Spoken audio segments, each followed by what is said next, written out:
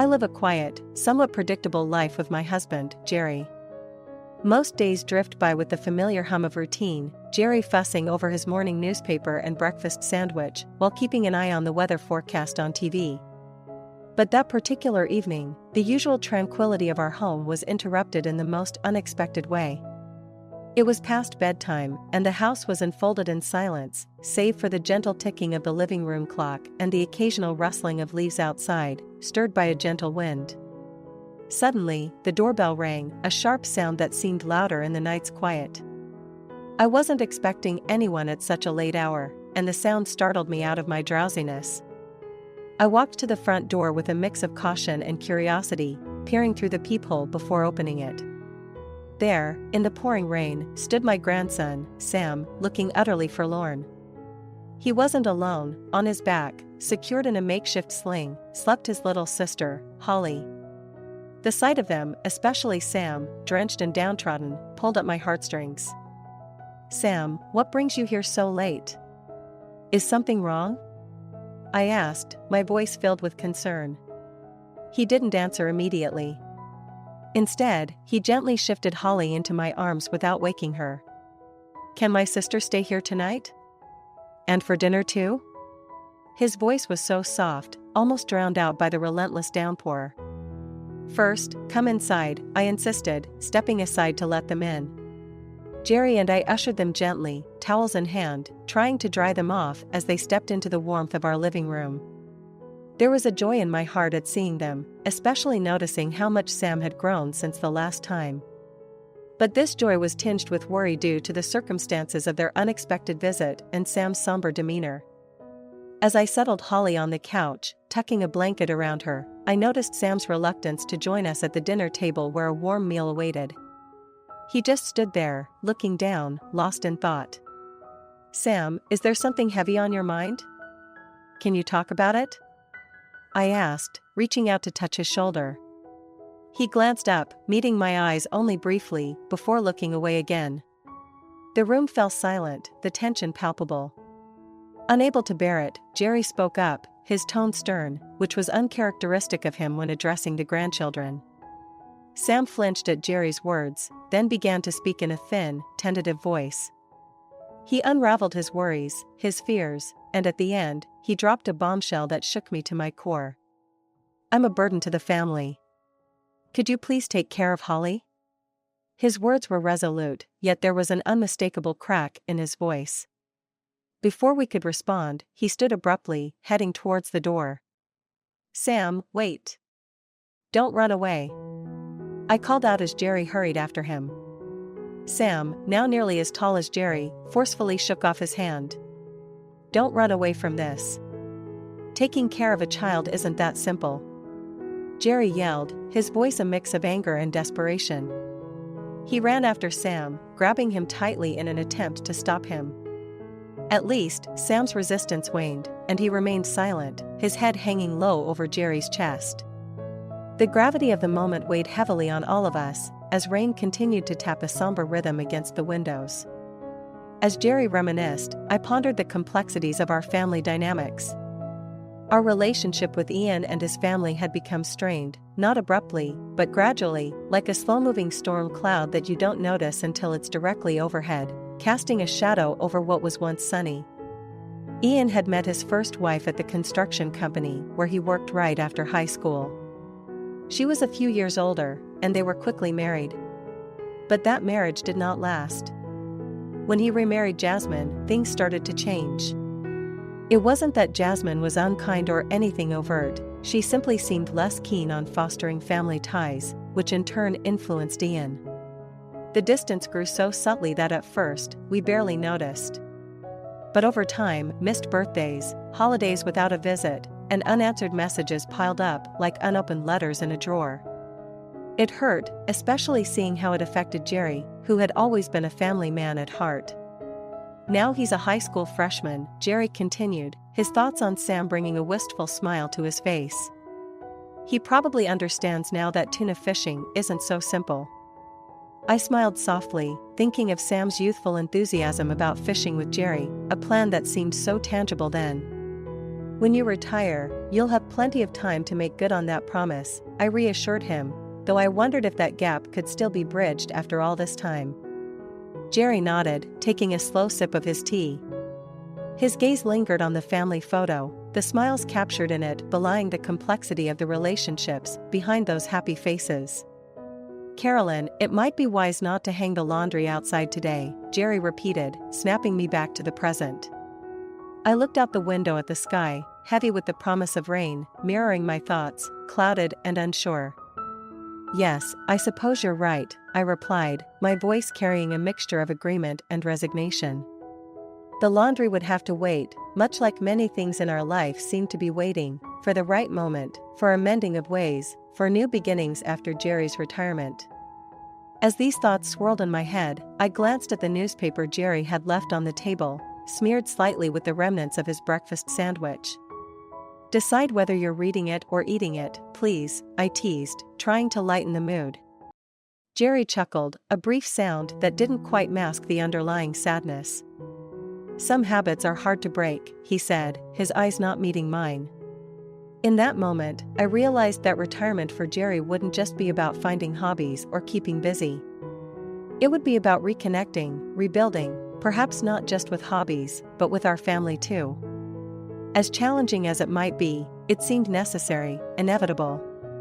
Like the approaching storm, change was on the horizon, ready or not. Me wonder about the depth of his young mind. Sam, even as a child, had an unusual level of awareness and sensitivity. It was perhaps this quality that made him so endearing and also so concerning, as he seemed to carry a weight beyond his years. His mother, Ian's first wife, had been a pillar of strength and grace, even in her final days. Her serene acceptance of her fate and her concern for Sam and Ian's well-being left a profound impact on us all. Carolyn, please look after my son for me, she had said in the hospital, her voice steady despite the circumstances. It was a request I wouldn't deny. Her passing marked a significant change in our lives. Ian, swallowed by his grief and the demands of his job, struggled to maintain the balance at home. As a result, I found myself stepping into the role she had left vacant. Every day after my part-time job, I would head to their home, ensuring Sam had his meals, helped with his homework, and received the love and attention he needed. On weekends, when Ian was often caught up at work, Jerry and I gladly welcomed Sam to our home. It was during these times that Jerry and Sam grew especially close, their bond deepening over shared activities and conversations. Is there anywhere you'd like to go? Let's go wherever Grandpa and Grandma want to, Sam would say, always putting our preferences first. It was heartwarming, yet it made me reflect on how much he had to mature prematurely. He was just a child, yet he was always so considerate, always thinking of others, before himself. Sam's attentiveness wasn't just limited to us. He seemed to observe and process everything around him with a thoughtful demeanor. It was as if he was constantly learning, adapting, and trying to understand the adult world at such a young age. Indeed, the house was often filled with laughter, thanks to Ian's humor and Sam's cheerful presence. Despite the undercurrent of loss, we managed to create a loving environment for Sam. His mother had left him a legacy of strength and resilience, which was evident in how he carried himself. I remembered the days when Ian, influenced by his first wife, had started to take on household responsibilities. He had tried to use a knife with his left hand, mirroring her, despite being right-handed. It was a small gesture, but it spoke volumes about his effort and the influence she had on him. Thanks to Ian, our home is always filled with laughter, I had often remarked, appreciating the lightness he brought into our lives despite the challenges. The memory of Ian skillfully making soup, a skill he acquired from his first wife to support her through her illness, was particularly poignant. I was always grateful for how she had shaped him into the man he had become, a caring, involved father and a more thoughtful partner. Even after she was gone, her presence was felt in our interactions, in the way Ian approached life, and most significantly, in the gentle nature of Sam, who had inherited so much of her grace and kindness. Yes, I like it okay, Sam replied, his voice carrying a hint of reservation that didn't escape my notice. We were sitting in our living room, a rare moment of quiet togetherness since he had moved to the new school. His eyes were focused on a puzzle we were piecing together, but his mind seemed elsewhere. "You've made some new friends?" I probed gently, trying to gauge his comfort in this new chapter of his life. "Yeah, a few," he said, fitting a piece into the puzzle with meticulous care. "They're nice." I nodded, watching him intently. It was clear he was trying to adapt, to find his footing in a rapidly changing environment. Sam had always been resilient, perhaps too much so for his age. It worried me that he might be taking on more than he should, always considering others before himself. When Ian had announced his plans to remarry, it was a shock. Jasmine, despite her youth and vitality, seemed underprepared for the role of a stepmother, especially to a sensitive boy like Sam. My concerns had only deepened when they moved into my husband's brother's house, further away from us. It felt like a physical and emotional distancing that I feared might affect Sam adversely. However, every time Ian left Sam with us for their date nights, I saw a different side of the situation. These moments, though born from circumstances that stirred mixed feelings in me, were invaluable. They allowed Jerry and I to maintain our bond with Sam, to ensure he still felt the support and love of his grandparents. "Sam, if there's ever anything you want to talk about, or if something's bothering you, you know you can always come to us, right?" I said, reaching out to place my hand over his. He looked up from the puzzle, meeting my gaze with those thoughtful, mature eyes of his. "I know, Grandma." "Thank you," he replied, a small smile breaking through. It was a relief, yet a reminder of the careful balance we had to maintain, giving him the space to grow, while also being his safe harbor. The dynamic within our extended family had certainly shifted with Jasmine's arrival and their move. Yet, as I watched Sam interact with us and handle his new life, I was reminded of the strength and adaptability he had inherited from his mother. It was these qualities that gave me hope, even amidst my worries, that he would thrive despite the challenges. Still, as a grandmother, I couldn't help but feel a protective urge, a desire to shield him from any potential heartaches or hardships that might come from his new living arrangement and the responsibilities thrust upon him too early. These thoughts lingered in the back of my mind as I continued to engage with him, cherishing the moments we had together and ensuring he knew he was loved and supported, no matter what. They were doing well and weren't facing any troubles we didn't know about. The lack of contact, especially direct interaction with Sam and Holly, left a hollow feeling in my heart. Over time, it became more challenging to bridge the growing distance, and each failed attempt to visit or engage added another layer of concern. I would often reflect on the days when Sam and Holly were just here, running around our home, filling it with laughter and energy. Sam, now growing into his teenage years, and Holly, blossoming in her own right, were missing from our lives in a way that felt unnatural and forced. The situation with Ian and Jasmine was complex. Their need for financial support became a regular pattern, and although it was never easy to deny help, especially when it concerned the grandchildren, Jerry and I started to feel used rather than valued as family members. It wasn't the money that was the issue, it was the way our relationship seemed transactional, revolving around what we could provide rather than the familial bonds we longed to maintain. On quieter evenings, Jerry and I would discuss how we could better connect with Ian and Jasmine without stepping over boundaries or causing tension. It was a delicate balance, trying to remain present in our grandchildren's lives without intruding into Ian and Jasmine's family dynamics. The idea that perhaps we had done something to upset them often crossed my mind. Had we been too forward? Too eager? It was a maze of second-guessing and regret, but deep down, I knew we had always approached them with nothing but love and the best intentions. All we could do was hope that with time, things might change. Perhaps Ian and Jasmine would see our earnest desire to be a part of their lives, not as intruders, but as loving supporters. Maybe they would understand that our involvement wasn't about undermining their authority or questioning their decisions, but about sharing the joy and responsibility of raising a family. Every time the phone rang or a message came through, my heart would leap with the hope that it might be Ian or even Sam. I longed for a simple update, a photo, or a message saying they were thinking of us. But as days turned to weeks, and weeks to months, the silence grew heavier, and the hope that once buoyed my spirits began to wane.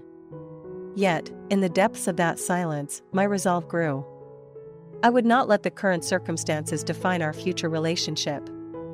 Whether it took weeks, months, or even years, I was prepared to wait, to give them the space they seemed to need, while also remaining ready to open our doors and hearts the moment they chose to return. In the meantime, Jerry and I would keep the memories of our times together alive, cherishing each laugh, each hug, and every single day we had been blessed to share with Sam and Holly.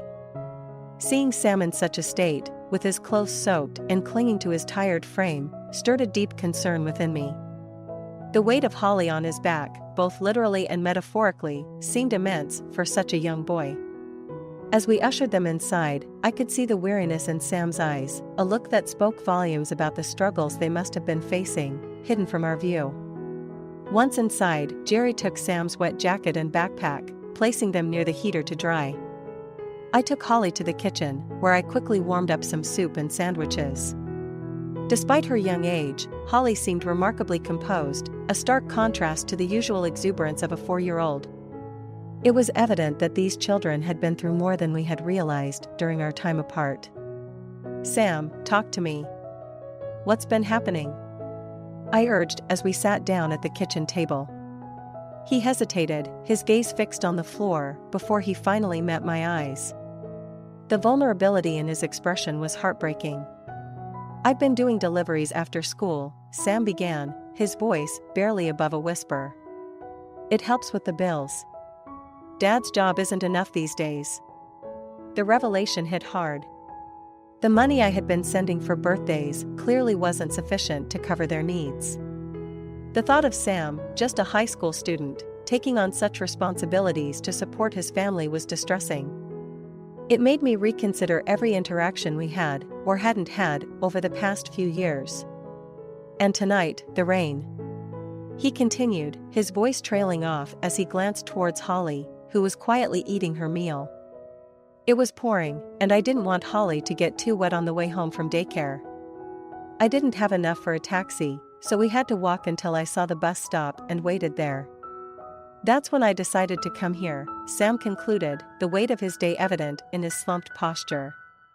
Jerry, who had been listening quietly, placed a comforting hand on Sam's shoulder. "You did the right thing coming here, Sam. You're both safe here, always." The room filled with an emotional silence, the only sound being the rain drumming relentlessly against the windows. As I watched Sam and Holly, a mix of relief and sorrow washed over me. Relief that they had come to us, to safety, and sorrow for all the unseen hardships they had endured. The reality of our grandchildren's lives, so different from the happy and carefree existence we had hoped for them, was a stark reminder of how distant Ian and Jasmine had allowed us to become. It was clear that moving forward, Jerry and I needed to be more proactive in our efforts to support Ian's family, not just financially, but emotionally and physically as well. As we settled the children for the night, my resolve strengthened. No matter the circumstances, Jerry and I would be there for Sam and Holly, offering them the stability and love they desperately needed. This unexpected visit, though born out of necessity and struggle, was a pivotal moment, realigning our priorities as grandparents and reaffirming our role in their lives. Hearing Sam's story unfold in such a raw and emotional way tore at my heartstrings. I couldn't believe that our absence had been framed as disinterest, rather than a result of the barriers Jasmine had put up. It pained me deeply to think of Sam and Holly believing we didn't care for them, when in reality, nothing could have been further from the truth. "We would never think of you as a hassle, Sam. You and Holly are the lights of our life," I assured him, trying to dispel the hurtful lies he had been told. I felt a renewed urgency to reconnect the bonds that had been so maliciously misrepresented.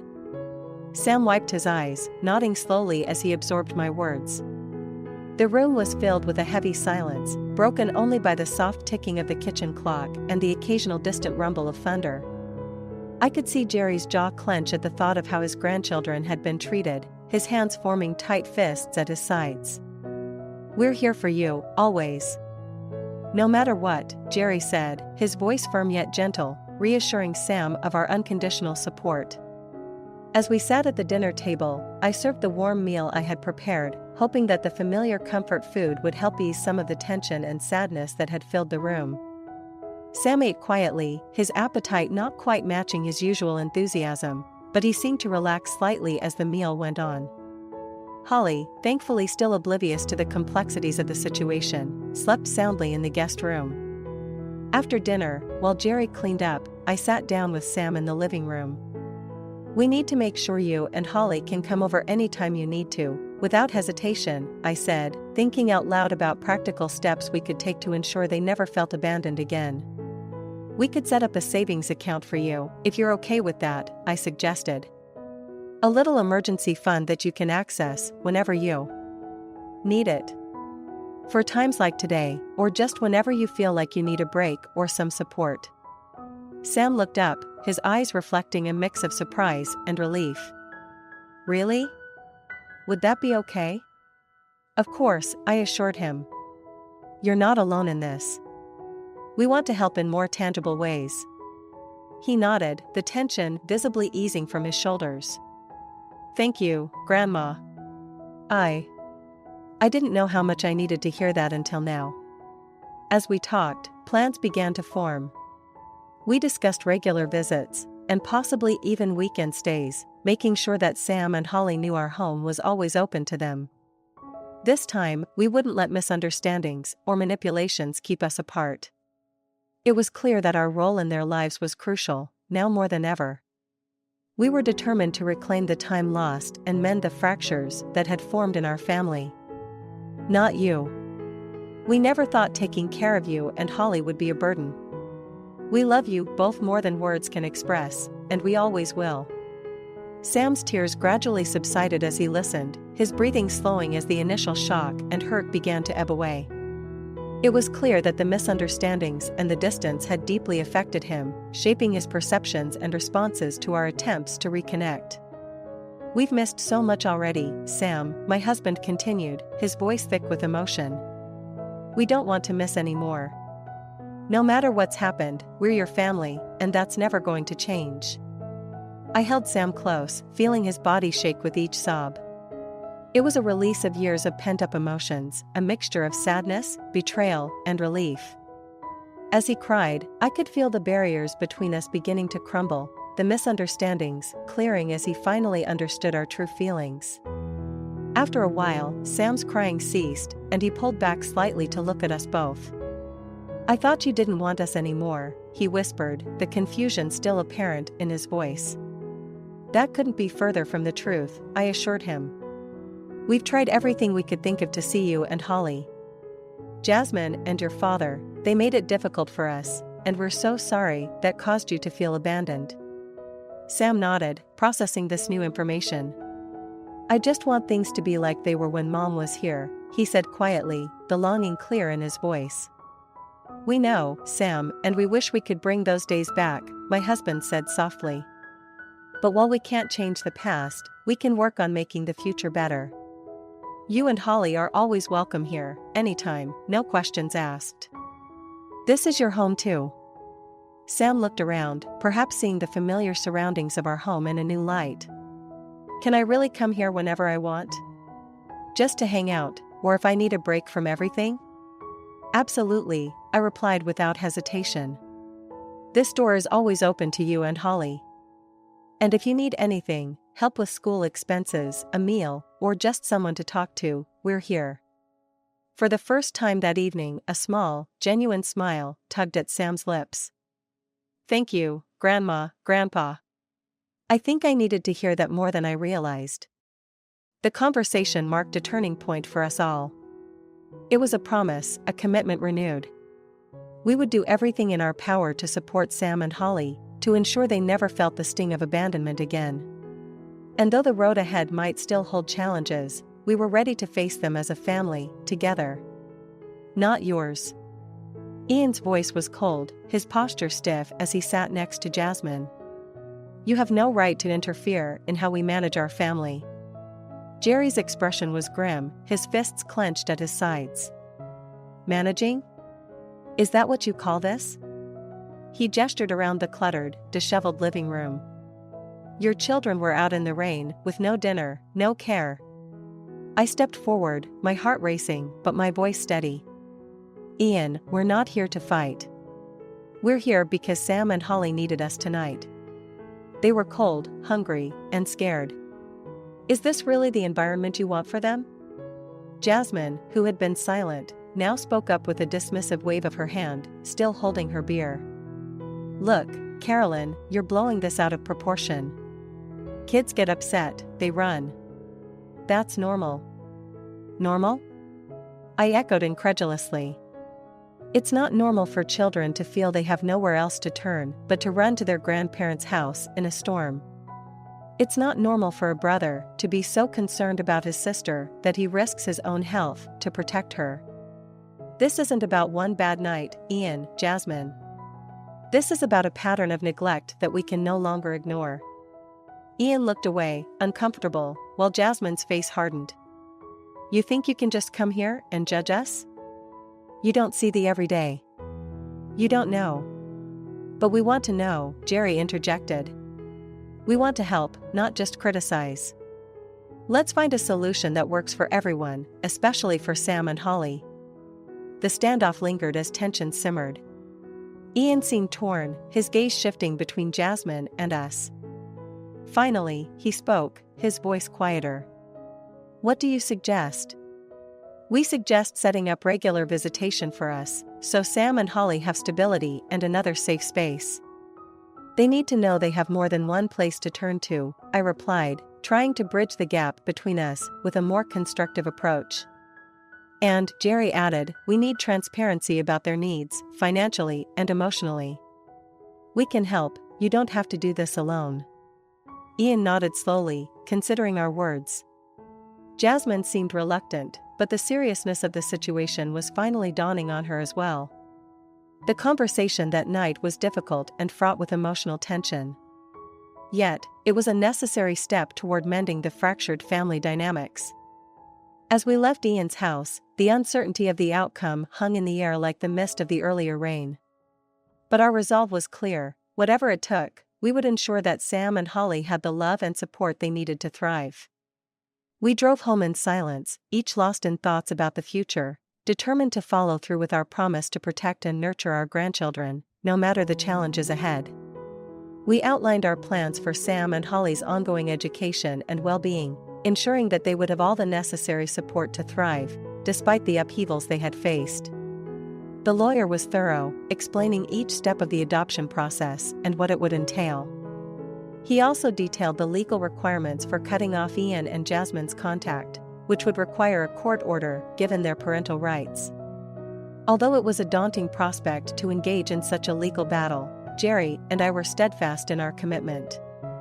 "Our first priority is the children's well-being," I told the lawyer. "We need to ensure that Sam and Holly have a stable and loving environment. They've been through enough." Jerry nodded in agreement, his face set in a determined frown. "We're doing this not just because we want to, but because we have to. They need someone to fight for them, and we're here to do just that." The lawyer jotted down notes and nodded. "It's clear you both have the children's best interests at heart. I'll start drafting the necessary paperwork to begin the custody proceedings. It might be a challenging process, but given the circumstances, the court will likely see the merit in your case." In the days following our meeting with the lawyer, we prepared our home for the possibility of permanently welcoming Sam and Holly. We turned one of the spare rooms into a second bedroom for Holly, decorating it in bright colors and filling it with toys and books we thought she might like. For Sam, we updated his old room to reflect his current interests and needs, considering he was now a teenager with different requirements for space and privacy. Throughout this time, our emotions swung between anger at Ian and Jasmine for their neglect and excitement at the prospect of having Sam and Holly with us full-time. Despite the turmoil, the house felt alive with the anticipation of their return. Finally, the day came for the court hearing.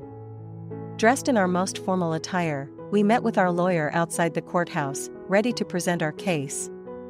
The hearing was intense, with testimonies from social services detailing the neglect and interviews with both Sam and Holly, who bravely expressed their desire to live with us.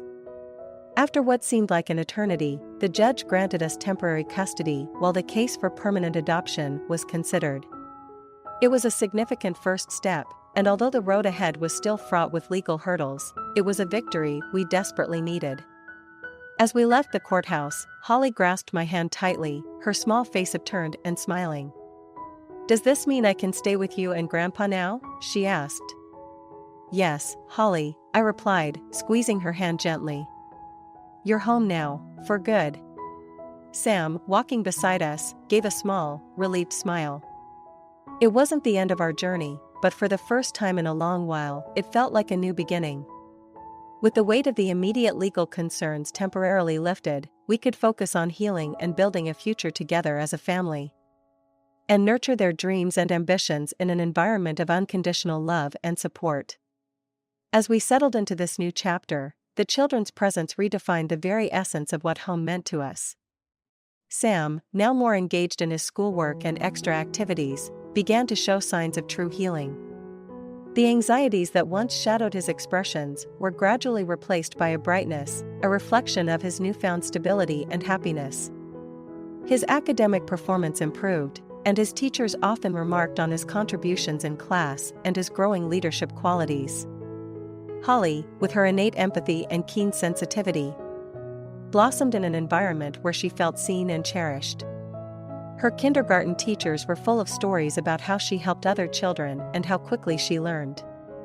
Her curiosity and joy in the small things, a butterfly in the garden, a new book from the library, brought a fresh sense of wonder into our daily lives.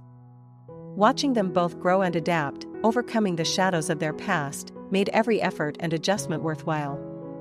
The decision to take them in, though born of necessity, had evolved into a profound blessing that touched every aspect of our lives. "Grandpa, can we go fishing again next Saturday?" Sam would ask, his eyes alight with anticipation. The fishing trips had become more than just a pastime, they were a symbol of the bond he shared with Jerry, a time for conversations not just about fish, but about life, dreams, and sometimes, the past. "Of course, Sam. You know, catching fish is much like tackling challenges in life, patience, resilience, and sometimes, knowing when to let go," Jerry would respond, imparting bits of wisdom in his gentle way. Holly, always wanting to be part of the adventures, insisted on learning how to fish too. One sunny morning, she managed to reel in her first small fish, her face a mixture of surprise and pride. "I did it, Grandma.